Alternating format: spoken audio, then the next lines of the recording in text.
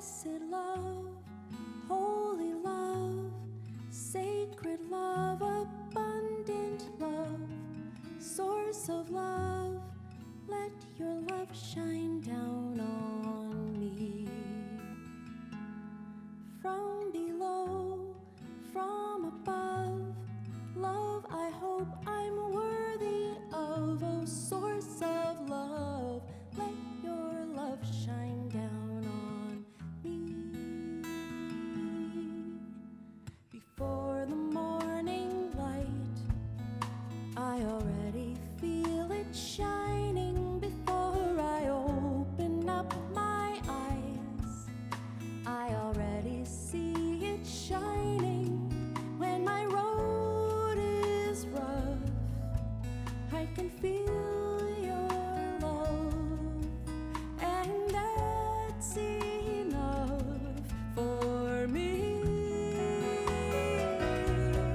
Blessed love, holy love, sacred love, abundant love, source of love, let your love shine down on me.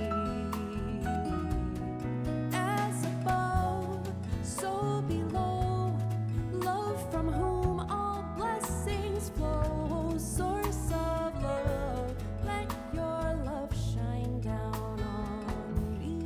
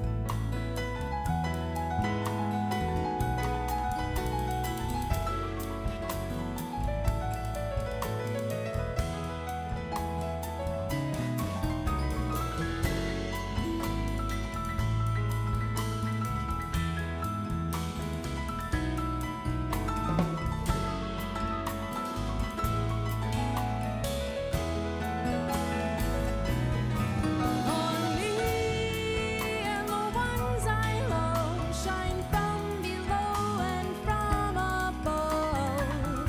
Protect our families and be a light in me. Shine on me and the ones I love, shine from below and from above. Protect our families and shine through me. Be a light in me.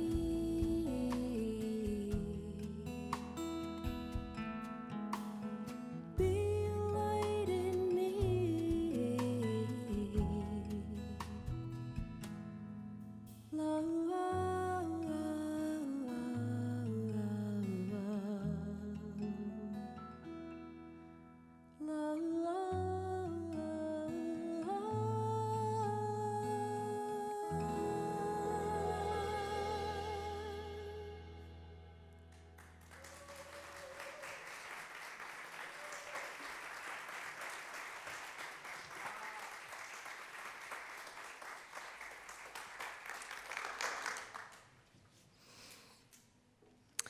Sacred love, be a light in me. What if we decided that this year was a year of love? Yeah. I mean, what would that look like? What would that feel like? What behaviors and actions and ways of being would I need to be in alignment with a year of love?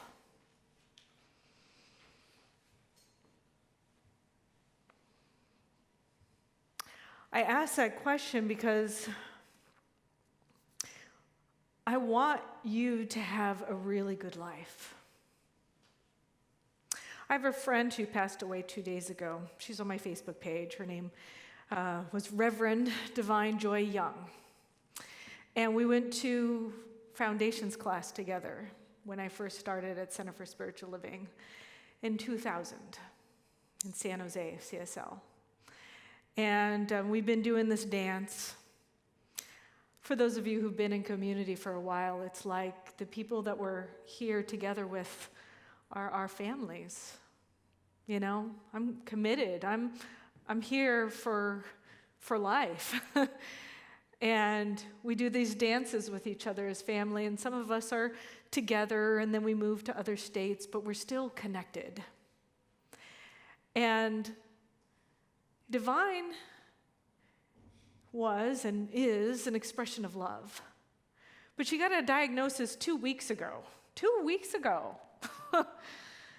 That she had stage 4 cancer, and it was a surprise for her, a surprise for all of us who knew. She didn't tell very many people. And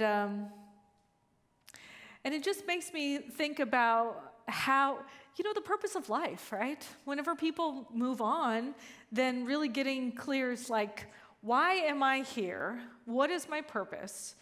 And how can I live a life that I love?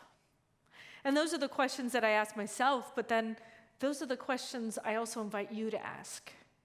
Because I'm not doing this just for me. I'm doing this because I want to be in a community that's thriving. I want all of you to be living a life where if you're working right now, you're working in a job that you love. Or if you want to be in a relationship that you have a partner that is lifting you up and you're lifting them up. Or maybe you're having a relationship with yourself that you love. Or you're in a community that is holding you up through the tough times. But that's why I'm here, is because I'm not here to just be here for me. I'm here for you to take yourself on. For you to say, you know what? Life can get better than this. And some of you, life is really freaking good right now. But life can get better than this. And life continues to get better than this. But we're at choice. We have the opportunity to choose to say yes to it or to be defeated by it. Because life isn't always rainbows and unicorns, although I'd love them to be. There's some hard stuff that happens to people. Tragedies happen. Accidents happen. Not everybody is thinking about leading the life they love. They're just living from their pain and hurt. And sometimes they hurt others. But we get to be at choice on how we want to be in the midst of it. I read this story about a girl who was really unhappy about her life, and she was telling her father, she was like, Dad, I do something and I feel like I'm doing something great, and then this happens, this tragedy happens. And then I feel like, I'm doing this thing, and then this happens. It's just like over and over and over again, and I'm just unhappy. And her father said, you know what? He was a chef. He said, come here. He turns 3 burners on his stove, and he puts 3 pots on the stove, puts water in all the pots, and he waits till they boil. And then he grabs a potato, and he puts a potato in, and an egg. He puts an egg in. And then he grabs some coffee grounds, and puts the coffee grounds in. He waits a little while, and eventually he pulls the potato out. And he said, that hot water, that boiling hot water made this potato soft and weak. And he pulls the egg out, and he cracks the egg open. This hot water made the egg hard. And he said, but the coffee, and he strains the coffee out, and he gives it to the girl, and she drinks it, and it's full of bold flavor. And he says, the coffee completely transformed into something different. And he said, what are you going to be? All of these had harsh conditions, boiling water, something difficult and challenging, and it changed them all. The hard potato got weak. The soft egg got hard. But the coffee transformed. And we have opportunities to look at our adversities in life. We have an opportunity to say, this is happening. It is. It is what it is. It is what it is. What am I going to do with it? What if everything was neutral? What if everything was neutral like the boiling water? And it's how we walked through it that made a difference. We have choices in our life to either allow life to victimize us, to create powerless experiences, or for us to become masters in our own life, to have a mastery over life where we are powerful. But there's always a choice. And I invite you to consider, what do you really want? How do you really want to experience life? Are you using the circumstances in your life to create mastery? Or are you using them to continue to experience victimhood? Do you use the events in your life to live a powerful life, or do you use them as an excuse or a reason for your powerlessness? And like I said, bad things happen to good people. They do. And usually they happen because there's other people who are hurt. Hurt people. And sometimes they hurt people who are really wonderful, nice people. But who are you going to be in the challenging situation? That's the question. Are you going to rise to the occasion? Are you going to step through this looking back at yourself like you're proud? Are you going to connect with the infinite source that might be able to help you out? Or are you going to try and do it alone? So let's say this is a great time of year to evaluate, right? End of one year, beginning of new year, and it's like, how am I in life right now? How am I? It's a great time to evaluate all the different areas in our life. Am I unhappy with an area of my life and how it looks? My health, my well-being, my job, my career, my relationships. Maybe you put on some weight over this last year. Or maybe you went out driving in the ice storm and hit another car. Or maybe you are in a relationship in which you're not happy. Or maybe that relationship is with yourself. Or maybe you don't have a job right now. It's a great time to just pause and evaluate. And ask yourself some questions. Am I denying that there's a problem in my life? Am I eating midnight snacks and then upset that I'm gaining weight? Am I drinking every weekend and then upset that things aren't working out in my life? Am I mad at global warming and I'm blaming that for my car accident? Global warming isn't a problem. Or perhaps I might admit that there is a problem. Okay, I admit there is a problem. That's not judging. If you admit that there's a problem, it's not judging. You're not a bad person. The world isn't crappy. Can you just say, you know what, there's a problem. This is not working. Because this is in alignment with what I would love. It's not working. But if I acknowledge there's a problem and then I decide to blame and shame everybody else, I am living in a state of powerlessness. Well, I don't have a job right now because my parents never sent me to college. Well, I got in that car accident because all those other people don't care about global warming.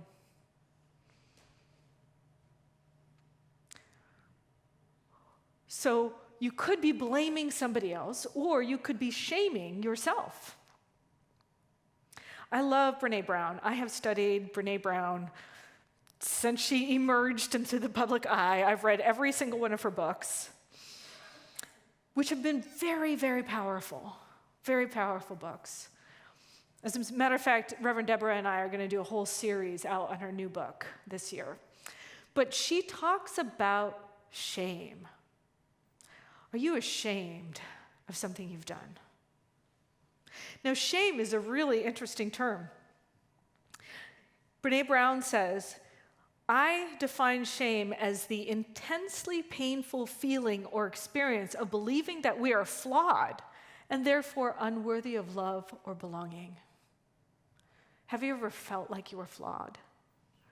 Or have you ever felt like you're unworthy of love or unworthy of belonging?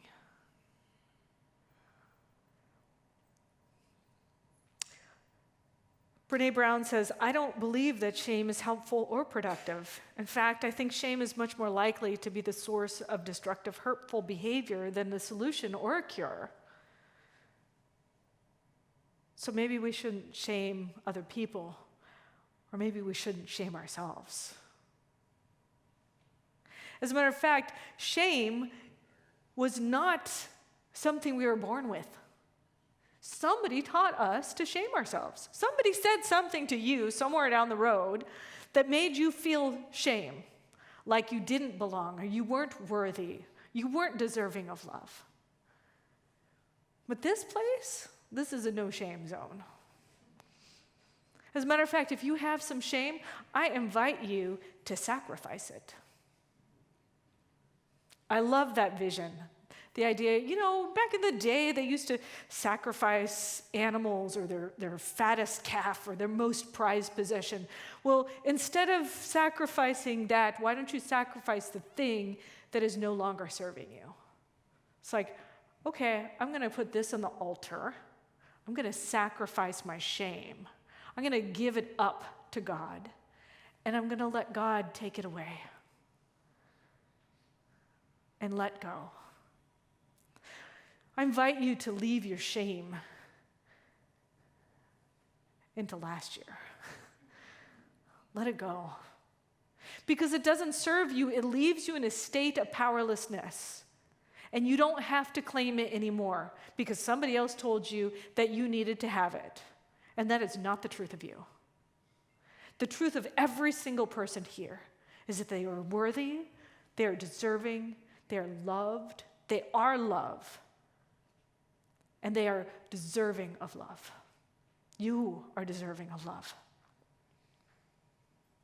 And so any place inside yourself where you see that or you hear that voice, you say, I'm going to sacrifice you. I'm letting you go. I'm leaving you behind because this is a new year. This is a year of power, the year of love. Love has more power than anything. And when I love myself, I allow myself to be in that source of power.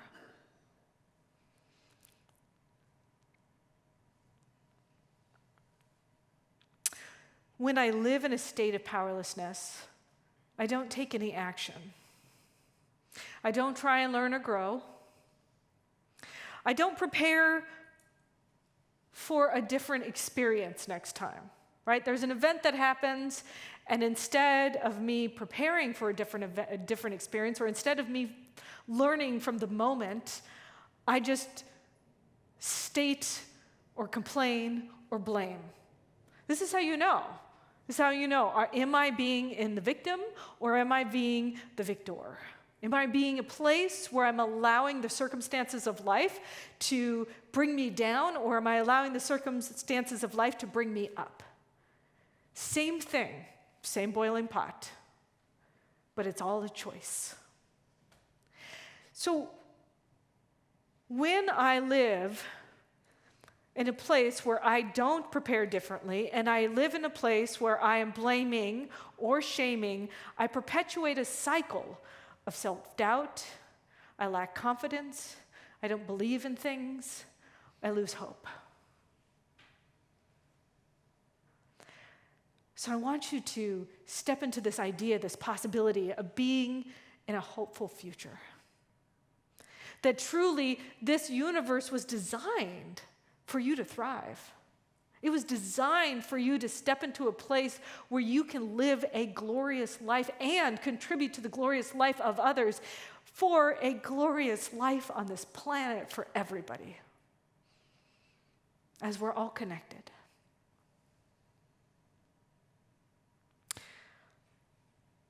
In ancient times, there was this king who had a boulder placed on a highway, big boulder. And the wealthy merchants came by and they saw the boulder. Oh my gosh! Nobody takes care of the roads anymore. Nobody takes care of these things. I can't believe the nerve.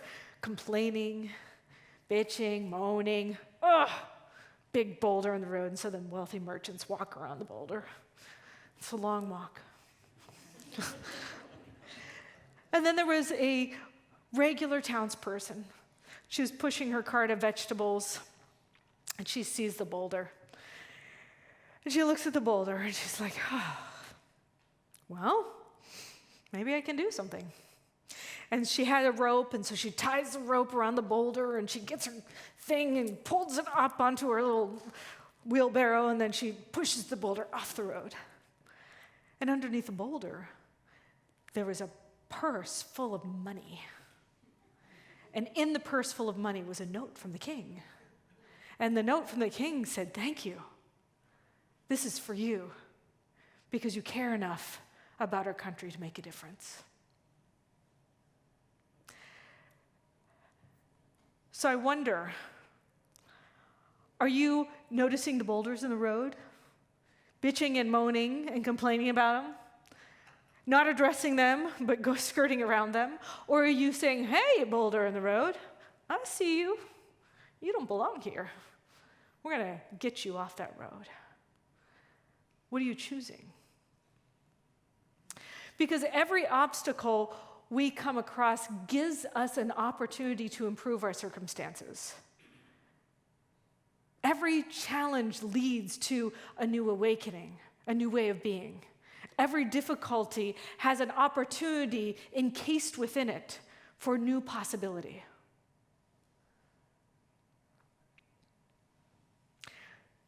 So I want to encourage you to release your boulders, to let them go, to move them out of the way, to release your recent and distant past of things that are no longer serving you. And I invite you to ask yourself these questions. Who do I still blame? Or what have I done that I'm ashamed of? Where am I holding shame around? Or what regrets do I have in my mind that keep me from enjoying my life as it is in this moment? What regrets do I have? And as I see these boulders, I invite you to ask these 3 questions to help move the boulders out of the way. The first one is, did I cause it? The second one, did I contribute to it? And the third one is, did I allow it? So for instance, you went out in the ice storm, you got in a car accident, you're blaming the global warming because it makes all of those crazy shifts and crazy weather patterns that are happening right now. And you say, global warming, did I cause it? No. Personally, I did not cause global warming, but did I contribute to it? Am I contributing to it now? Have I looked at my carbon footprint? Have I evaluated all the things that I do, all the activities that I have that make an impact in global warming? Can I make a shift or change? When I ask these questions, it doesn't mean you have to change everything about your life. But can I make some changes? Can I do little incremental things that make a difference? See, I personally can't tackle global warming on my own. That's too big of a thing, but can I make a difference? Can my actions contribute to a different future? The third question, did I allow it? Well, I guess in a way I did allow it because I forgot to vote last election. So therefore, I didn't vote for anybody who actually might be able to make a contribution and change some laws. So you ask yourself those questions, and I'm just using that as an example. You could use that in any area of your life. I'm out of work. Did I cause it? Well, I was laid off. Did I contribute to it? Well, I'm out of work right now, and I guess I'm contributing to it because I haven't rewritten my resume. I haven't gone out there to look for a new job. Did I allow it? Yeah. Kind of enjoyed having this spaciousness for a while. So if you ask yourself those questions, they give you a roadmap on how you can make incremental changes to not be a victim of your circumstances. If you're noticing that you're upset at any event or circumstance in your life, you can ask those 3 questions. Do a self-assessment and see where you can do little incremental shifts and changes. It gives us an opportunity to take a different action. And when I take new actions, when I have an event that I'm not happy with, and I do a self-assessment, and I realize that there's new actions I can take, I start creating a new possibility for the future. When I start learning and growing from anything that has happened, I create possibilities of a new future for myself and for others. But when I see an event that happens and I just blame and shame and don't learn, then I keep perpetuating a cycle that will keep happening over and over and over until I wake up and get myself out of it. And that is what we're at choice with. There's another story about a man who has his favorite donkey. And his favorite donkey, unfortunately, had walked into and fallen down a very deep hole. It's like 20 feet deep. And the guy looked down and he tried a rope to get the donkey. He couldn't get the donkey. And he was like, I don't know what to do. So finally he gave up and he said, I'm so embarrassed, but I'm going to have to bury this donkey because I can't handle it. And so he starts putting dirt in. And the donkey gets the dirt on top of him and he shakes off the dirt, steps on it. Guy throws more dirt. Dirt falls on the donkey, shakes it off, steps up. And the guy keeps throwing the dirt, and soon the donkey steps out of the hole, walks on. But that's us in our life. We can have the opportunity to be buried because the shit is raining down on us. Or we can just shake it off, step on it, use it to step us up to a bigger possibility of our future. But it's like, what are you choosing? The donkey could have just stayed there. Poor me. The donkey didn't choose that. And we have the same opportunity in our life. We have the same way of allowing ourselves to move into a greater possibility for the future. And that's what I want for you, is to see everything as a greater possibility. Not everything is working out like I'd love it to. But is there a possibility for it to be different? And can I do incremental changes that can step into that possibility and maybe make a difference? I know that I can. So I invite you to consider that this year. Am I going to choose to be a victim, or am I going to choose to be a master over my life? Am I going to choose to be powerless, or am I going to be choosing to be powerful? When you want to choose to be powerful, you ask yourself, did I cause it? Did I contribute to it? Did I allow it? And if any of those answers are yes, then it's an opportunity for you to do a self-assessment and make a change for the better idea of the future. You can ask yourself, what can I learn? How can I prepare for a different possibility? What actions can I take now that will lead to a different outcome? And what are my intentions? This is a perfect time to begin our intentions, to let go of the blame and the shame and the past, and to start a new year with intention. And so you should have gotten an intention sheet of paper. If you didn't, if you could please raise your hand. We have an usher that'll come around and give you an intention sheet, and it should be, the online version should be posted online. And the beauty of living in intention, our theme this year is living out loud. The beauty of living in intention is that an intention is not a New Year's resolution. A New Year's resolution has action steps and goals and all that stuff. An intention is like a greater possibility of good where God does the work on your behalf. And you're just guided by the infinite presence that knows how to unload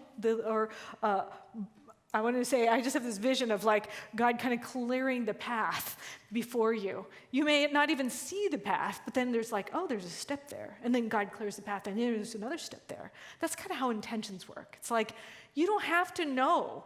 You just get to state, this is my top of the mountain idea. This is what I would love. And then God creates the rest, and we just follow that intuition and guidance from within. So I'd love if you would consider asking your heart. In 2023, I accept for myself, what are my intentions? What is the highest good? What is the highest possibility? And not your brain, but your heart, your soul,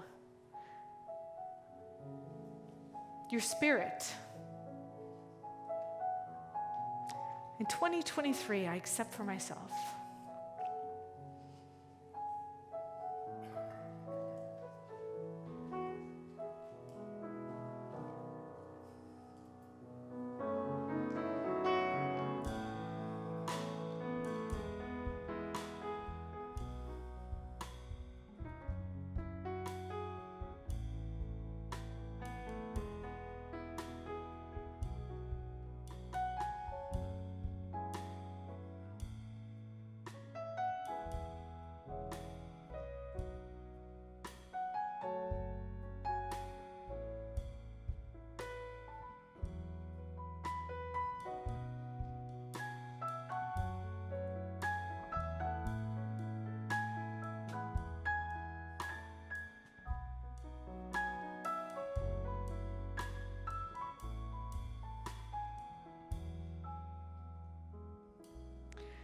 And now I want you to look at that next line that says, in 2023, I'm a force for God in the following ways.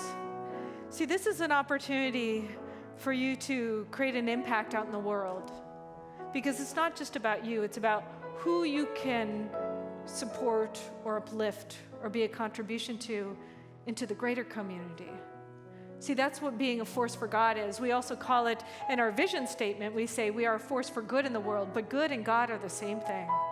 Whatever my good is what my God is. So how can I be a force for God this year? And I want you to write that down. And if you don't like the word God, just use good. How can I be a force for good in the world?